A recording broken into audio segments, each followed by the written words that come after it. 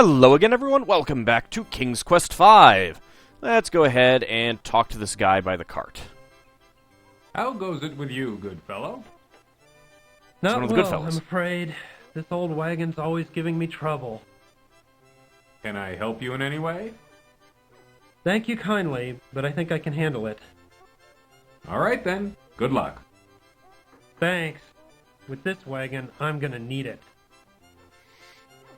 I can't believe you didn't take up Graham's offer for help. He is a master carpenter in addition to being a king. Alright, let's go inside the toy shop. You need more of a door. Come on in, look around. Let me know if you're interested in anything. I'm probably interested in a lot of things. Why does The a toy... shipment of carving wood hasn't come in yet. What should we do? If it's not in by tomorrow, I'll send you to the sawmill. Okay, Papa? Grandpapa, Yeah, my darling? can I keep this doll? I really like her. Now, Katrina, you know these toys are for sale for other kinder. Besides, you've got plenty of dolls. You can play with her, but just be careful. All right, Grandpapa, I'll take care of her. Gratuitous Germanic accents. Actually, I suppose it might be more Eastern European. I don't know. It seems like it might be a mix of it. A pet goldfish swims endlessly around in its fishbowl. Graham notices a strong little sled hanging on a side wall. The plump old toy maker, who seems a jolly sort, carefully mends a toy while sitting comfortably behind the counter.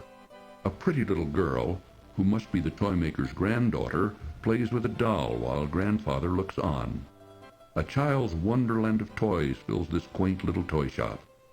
Apparently, the toy maker's son, working in the back room, is learning the toy business from his father. Apparently. I think we're jumping to some conclusions there. Hey, little kid. The little girl is more interested in her doll. She pays no attention to Graham. Damn it. This is a fine little toy shop you have here. You must be very proud. Danke, son. I've worked very hard at it over the years. Yars? But you know, you need to really love it. And I do. Are most of these toys your creations? Yeah, most of them. But not all. Some my son made, some I bought, some I traded for. You're very Traded for, talented. huh? Danke, danke. Well, let me know if I can help you. Okay, this guy is clearly supposed to be German, but it's like they're mixing in some Scandinavian accents, some Eastern Europe. The son certainly sounded Eastern European. I don't know. Can we take the fish? Can we play the drums? The little girl seems happy enough playing with the doll. She needs nothing more. Damn it. The old toy maker gives Graham the courtesy to look around the shop without pestering him. That's a fine sled, isn't it? Any child would love to have it. Any child, Yes, it'd be for I me. was just admiring the workmanship. Danke. If you'd like to buy it, let me know. Apparently this guy is the origin of, Tonka Toy Company. Well, I don't think he'd want the fish. Let's check out the shop. Take a look around if you want, but we don't have any shoes to sell you right now. Oh, shoe We sold shop. our last finished pair yesterday. Our business ain't doing so good anymore, and we're getting too old to keep trying. Is there anything I can do to help? There ain't nothing you can do, short of buying us out. But like I said, if you want to look around, feel free. Okay, thanks. So you've got no wares, but you're telling me I can look around. Well, maybe you want the fish. The very old woman has no interest in it. The Old guy? shoemaker isn't even paying any attention to Graham. The Dog. dog doesn't even lift his head to take notice of it. Well, that's just rude. Business doesn't seem to be so good for the shoemaker and his wife. There isn't even one pair of shoes for sale, and the old couple look tired and worn out. Ever notice how there are so many old, tired, worn-out people around these games? Man. I hope you're taking notice, Graham, and instituting some sort of social security policy. The old shoemaker, eyes squinted and fingers calloused from years of making shoes, drives tiny nails into a shoe sole with a small cobbler's hammer. The shoemaker's wife, looking haggard and worn, tiredly stitches away at a large piece of shoe leather. Can we talk to you? The old shoemaker wearily hammers tiny nails in a shoe sole.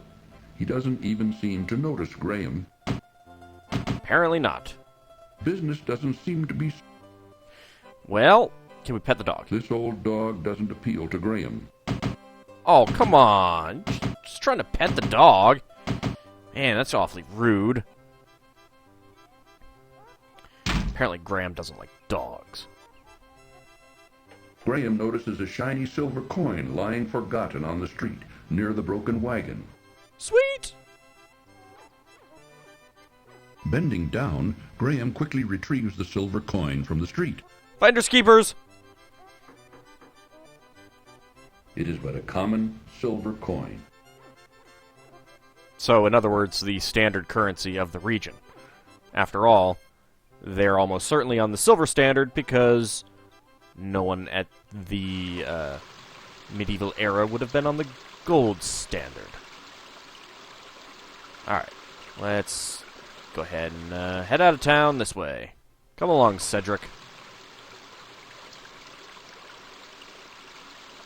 With a fine view of the rushing river, the bakehouse sits a bit out of town, along an old rutted road. That's a big, rather big bakehouse. Graham spies a huge pile of logs to fuel the bakehouse ovens. Baker Brothers Bakehouse. Wow, how inventive. Cedric keeps an eye on Graham near the town bakehouse.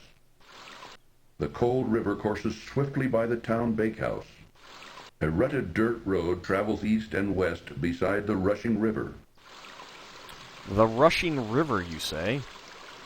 Let's go ahead and take a quick save.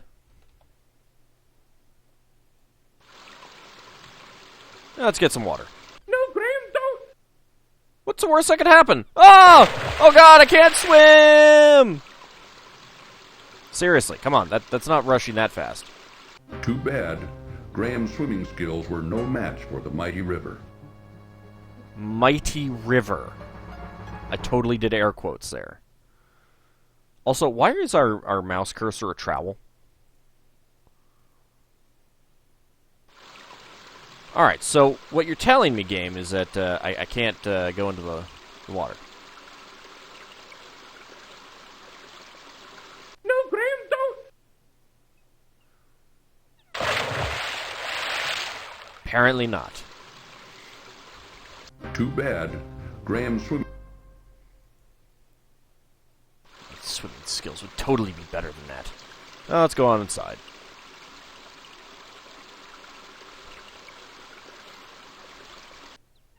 Ooh, I'll wait for you here, Graham. What, you don't want to come into the bakehouse with me? Might have donuts.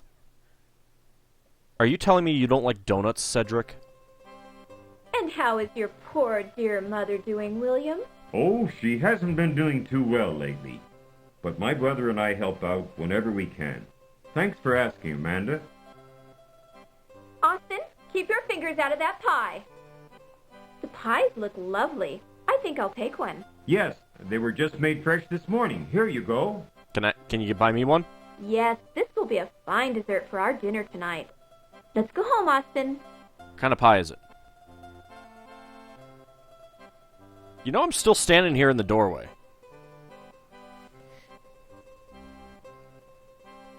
How come we have a different, Here's the last of the pies. Why do we have a different icon? Welcome to our bakehouse, traveler. Of course, all of our wares are wonderful, but today we've got a special on custard pies. Just one silver coin each, but take your time. Let me know when you're ready. Well, let's look around. I don't know that I want a pie just The yet. Baker brothers seem to have a pet, a large mangy cat. A mangy The cat? Baker brothers Should take care of it. In the kitchen of the bakehouse, Graham can see another big burly man doing the day's baking. The baker, a large sturdy fellow, waits for customers behind a pie-covered counter. He's apparently also wearing his mother's clothing. Delicious, mouth-watering custard pies lining the tables and countertop attract Graham's eyes and nose. Do you have any, like, donuts? Delicious. Delicious. Graham can see the bakehouse kitchen through the partially open Dutch door. How would we know that Only it's a the Dutch Baker door? brothers are allowed in the kitchen. Oh. The baker bides his time behind the counter while Graham looks hungrily at all the delicious wares. They're just pies. There are no cakes. There's no bread. There are no donuts. What kind of bakery is this? Everything looks so delicious, it's hard to decide what to buy.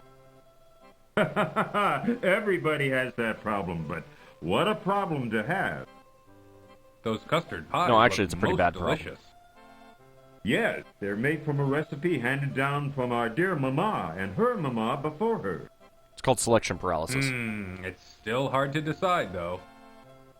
Well, They only take have your custard time, pies. There's no hurry. They only have custard pies, Graham. It's all they have, literally. Well, alright, I don't think we need anything here yet.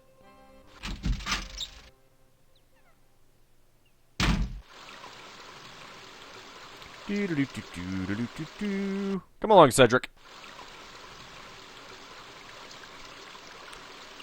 Ah, that's a nice looking building here.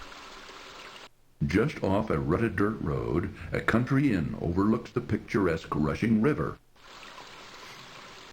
The brisk river rushes swiftly by the quaint country inn. It's flat here. This water could not be going that fast. The Swarthy Hog Inn. Oh, that sounds like a delightful place. Cedric perches upon the Swarthy Hog Inn sign. A large haystack dominates the area in front of the barn. An old, uninteresting barn is located behind the country inn. Oh, come now. Uninteresting barn? Weary travelers can enter through the inn's front door. That tells me there's something good inside. Graham can see an unbreakable padlock on the barn door. Unbreakable? Oh, that just means that he's not trying hard enough.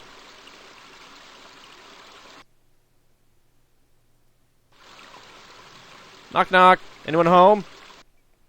Ooh, I'll wait for you out here. I don't like that place. Why not? It's just an inn. Hi, guys. You guys want to fish? Nope, apparently not.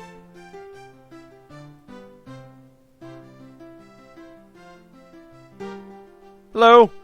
Gentlemen, please excuse me. I didn't mean to interrupt you. I'm sure you weren't talking about anything interesting anyway. You need a new shirt there, buddy.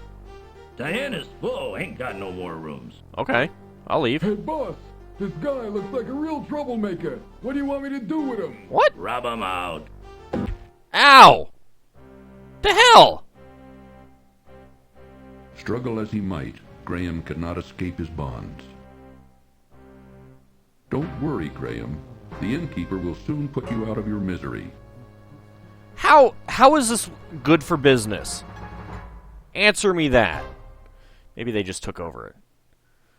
Alright, so in other words, we can't go into the inn. Can we talk to you about the inn?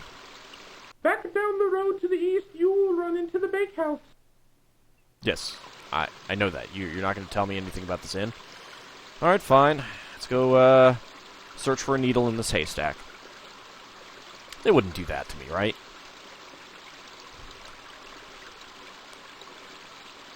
Carefully, Graham searches through the haystack, but doesn't see anything of importance.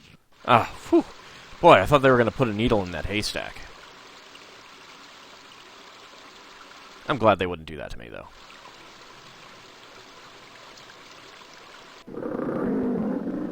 Well, I'm glad you don't mind being close to that bear, Cedric. Oh, come on. It's just a bear. I can talk to him, right? I can talk to animals. Excuse me. A large bear seems to be very interested in the honey inside the old tree. A swarm of bees buzz around a hole in a rotted old tree. A swarm of bees. The swift river turns sharply to the south here. Graham notices a huge anthill in the distance to the north. It's a pretty big anthill. Well... The bear is too intent on the honey to listen to Graham. Alright, well, let's just go, pat him on the shoulder. Graham should be very careful around a big old bear. Oh, come on. What's the worst that could happen? Excuse me, Mr. Bear. Ow! Hey! That was rude. You just punched me. Tisk, tisk. Graham should know better than to feed the bears.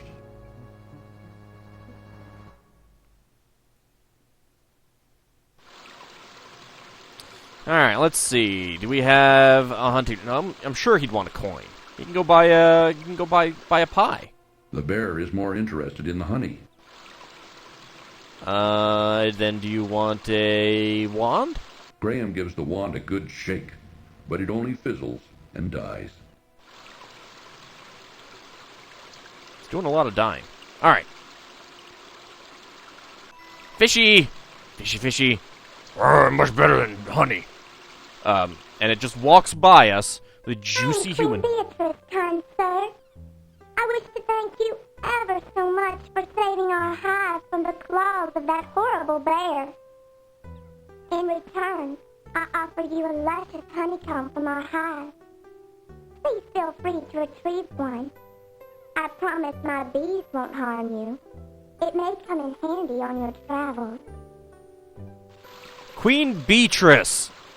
Just gonna leave that there for you. Graham bends down and picks up the large stick from the ground. Alright, well, she said we won't get stung. Graham reaches a hand into the beehive and retrieves a very sticky chunk of honeycomb. Wrapping it in a protective piece of cloth, he then pockets it. He pockets it. It appears to be an average stick of wood. Oh, I'm sure it's more than that. It's probably even better than this wand. Honey drips at the edges of the honeycomb chunk. Honey. Can we get more? Graham has already taken a honeycomb. It wouldn't be wise to antagonize the now friendly bees. It would be wise if Graham didn't bother the bees. Oh.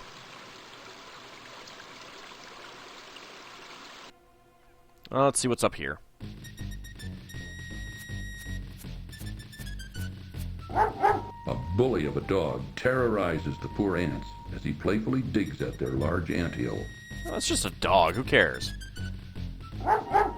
A colony of large ants parade up and down a huge anthill built amid some scrubby bushes. That is more like a termite nest than an anthill. A mangy old dog digs playfully at the huge anthill, while the poor ants scurry about frantically. They could just get into his fur and bite him.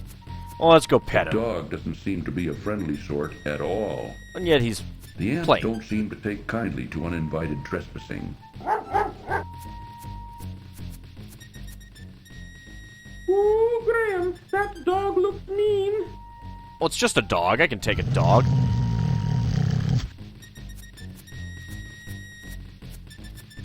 That's not quite where I wanted you to go, Graham. Ooh! Let's dance! Ooh, is that a new dance, Graham? The Boogaloo? Nah, ants in your pants.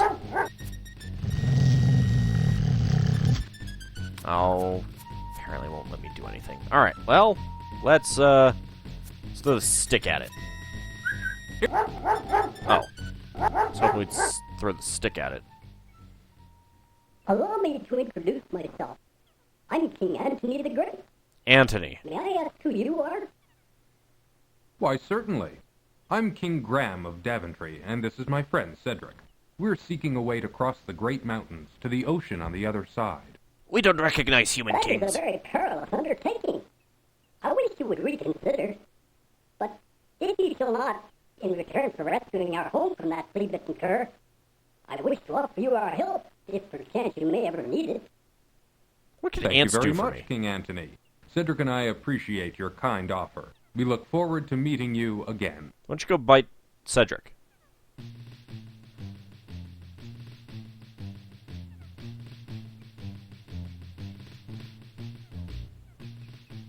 Yeah, answer your pants. Ooh, is that a new dance, Graham? The Boogaloo? That's horrible, Cedric. Don't do that ever again. All right, well, now that we've saved some ants and some bees, you know, maybe we should try to hook up Queen Beatrice and King Antony. They might really hit it off. They are, after all, very closely related. Anyway, we'll call this an episode, and in the next one, maybe we'll find out what those ants can do for us. See you then, everyone.